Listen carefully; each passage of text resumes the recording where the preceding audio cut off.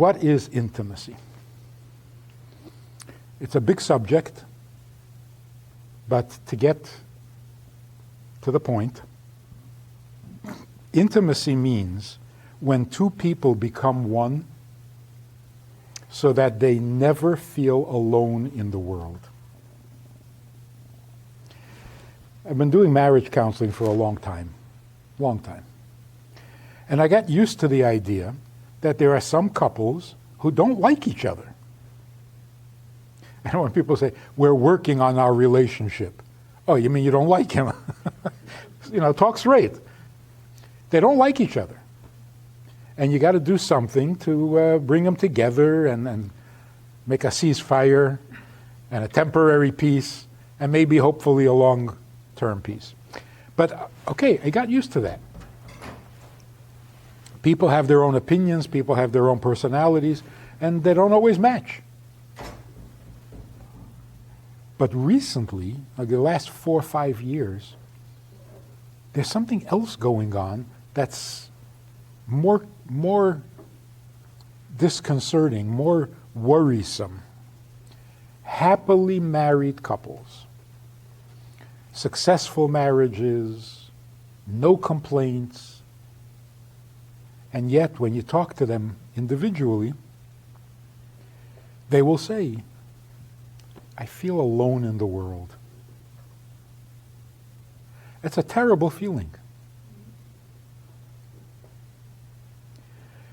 But if you're married, how is this even possible? What do you mean you're alone? You have this nudnik. You're not alone. Try doing what you want to do and you see what happens. There is another person in your life. Why are you alone? And the only answer I could come up with is, they live in the same house and they share many interests and many pleasures, but they haven't become one with each other. And if you haven't become one, you're still alone. There's still just you. Like the comedian says, what does it mean, a single guy? I'm a single guy. What does that mean? You don't have a twin? What does it mean to be single?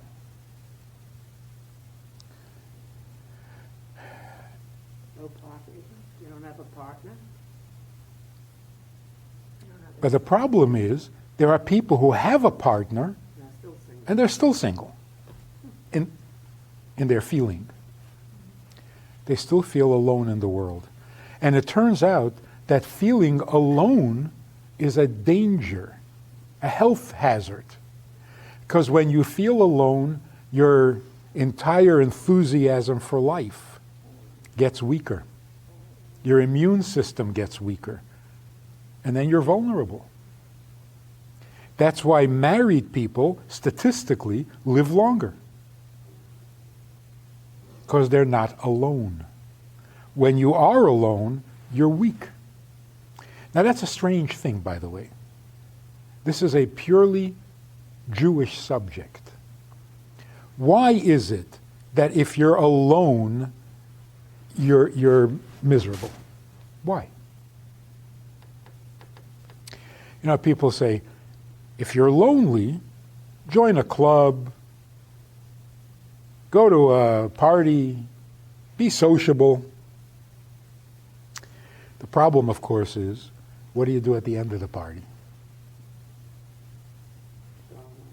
You realize how alone you really are.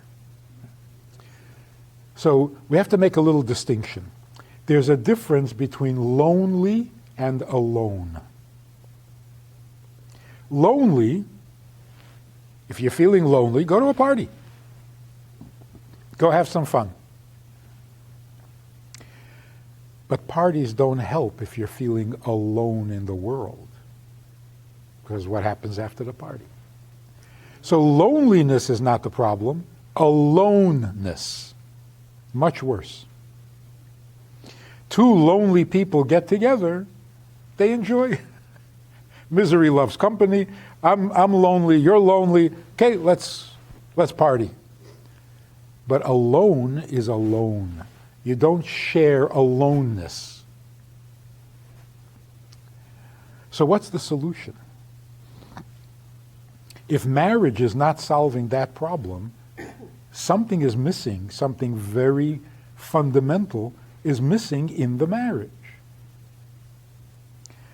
When you do make a true bond and you really become one, then even if one of the spouses passes away, the surviving spouse will be lonely, but will not feel alone. Because you have a spouse, they're just far away. So you are lonely because you miss the person who you are married to, and therefore not alone. Partner with Rabbi Friedman. Visit itsgoodtoknow.org/support.